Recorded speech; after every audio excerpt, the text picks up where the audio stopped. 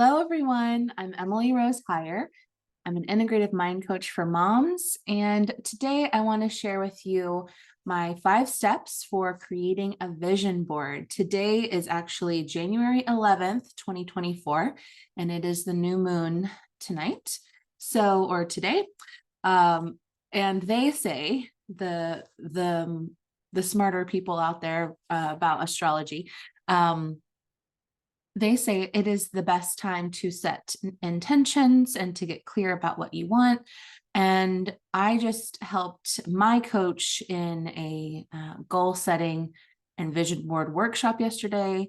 And I'm getting really clear about my goals for the year and creating my vision board. So I thought I would share with you how it works, how at least I believe it works, and how it's helped me in past years. So first of all, I'm a very visual person. I'm very creative, artistic, and I love having everything I love around me so I can see it. I have a really hard time with like very clean walls and,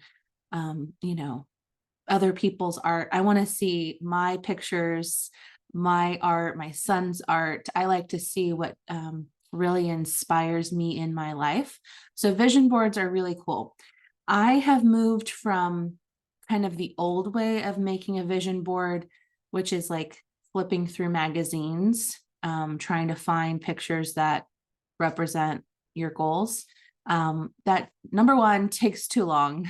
Number two, I don't buy magazines anymore. I used to have boxes and boxes of all the magazines I would keep for years. Throughout middle school and high school, magazines were like my life. They were my way, to escape my current reality in my childhood. So I loved using magazines. I made collages, and I didn't understand what a vision board was at the time, but that's what I was doing. That's how I coped with my life, was to be artistic in my room by myself. And so now that I've understood how, the law of attraction works and how the brain works and how goal setting really works, I put it together in a different way, especially with the work that I've done with my coach, Kim Gilreath. So today I'm going to share with you just 5 steps, kind of surface level.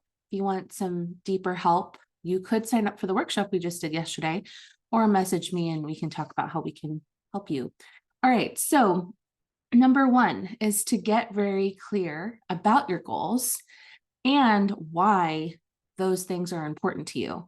It's one thing to say, I want to make $100,000 this year in my business, but it's another to say, I want to do this because this money will help me send my son to school, or it will help us get a down payment for our new house. Or I want to help 50 new clients this year. However you want to write it out and be very specific, to be very clear on your why. That emotional why is what's going to drive you every single day when you are working towards these goals.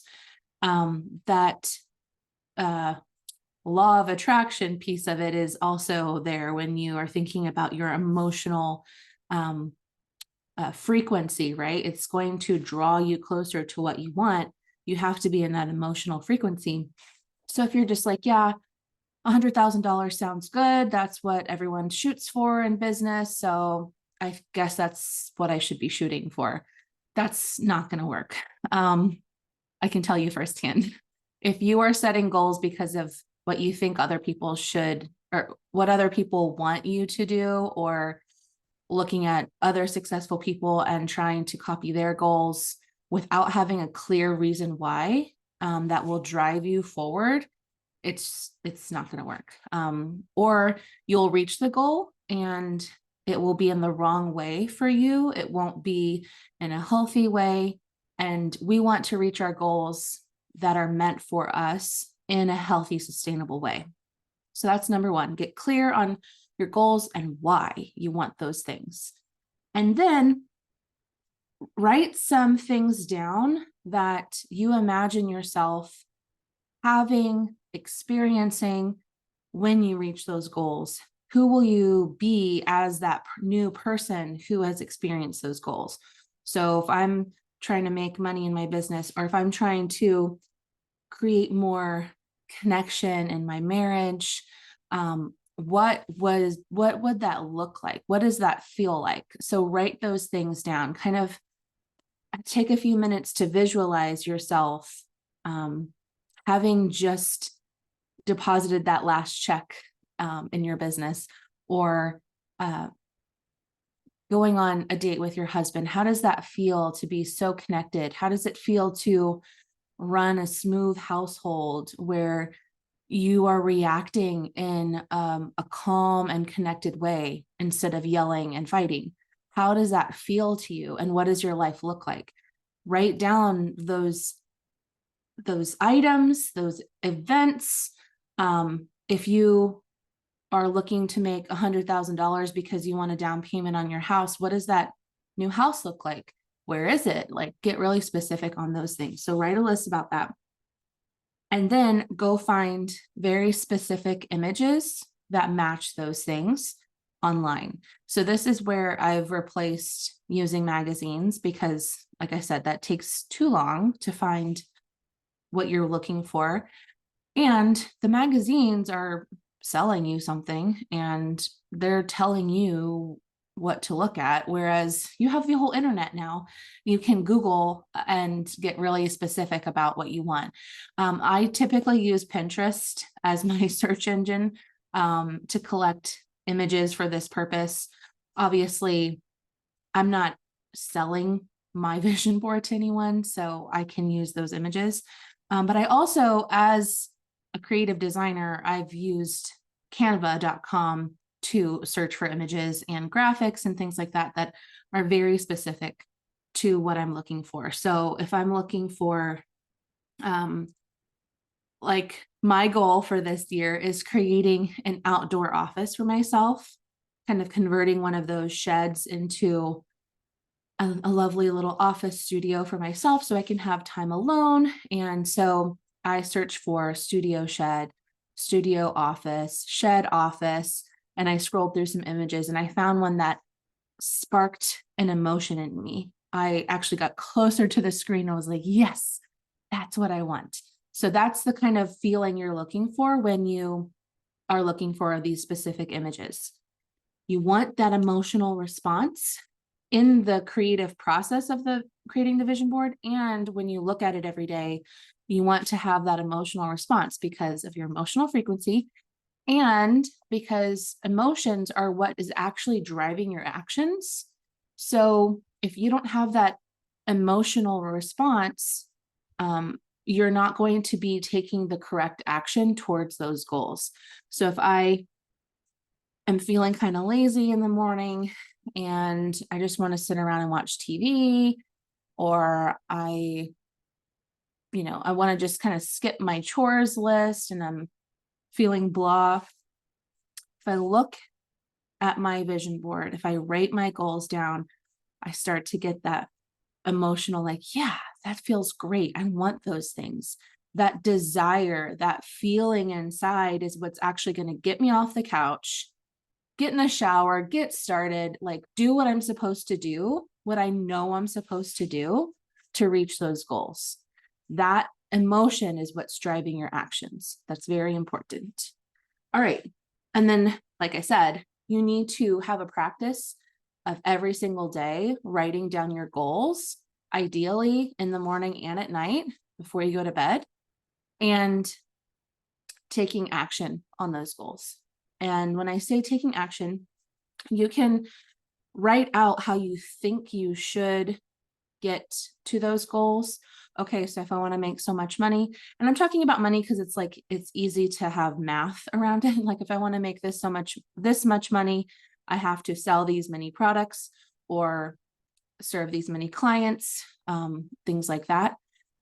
But it doesn't have to be a monetary goal. But you can write out how you think you're going to reach that goal, and every day chip away, take those actions towards that goal on the path that you set for yourself.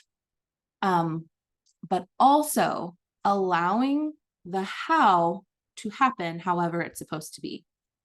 So a few years ago, before I met my husband, I was getting coached on finding my husband because I was 29 and I had dated and had some failed relationships and I felt hopeless.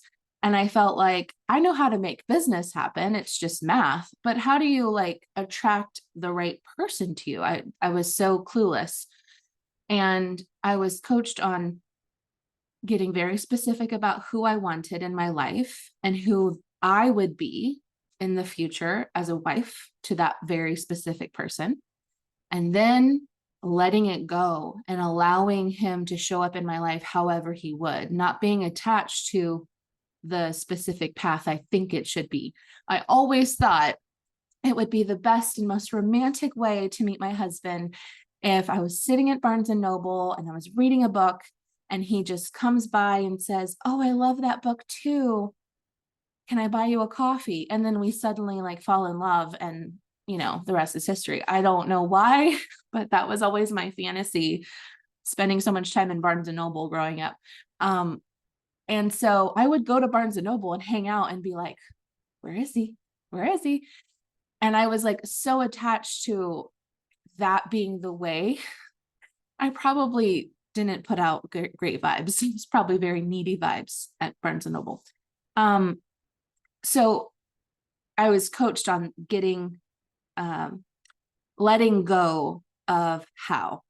And turns out a week and a half later, I met my husband in a way that I had not really predicted, and the rest is history.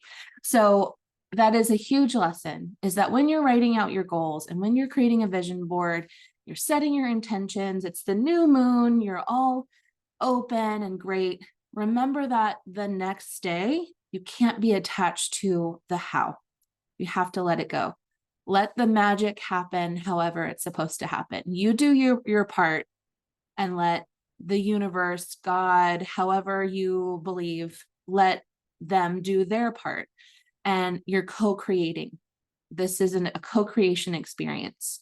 So happy new moon. I hope you go through these processes and create an amazing vision board for yourself, creating an amazing life for yourself. Share with me the vision board you create. I would love to know. And send me a message if you have any other questions. All right. Have a great day. Bye.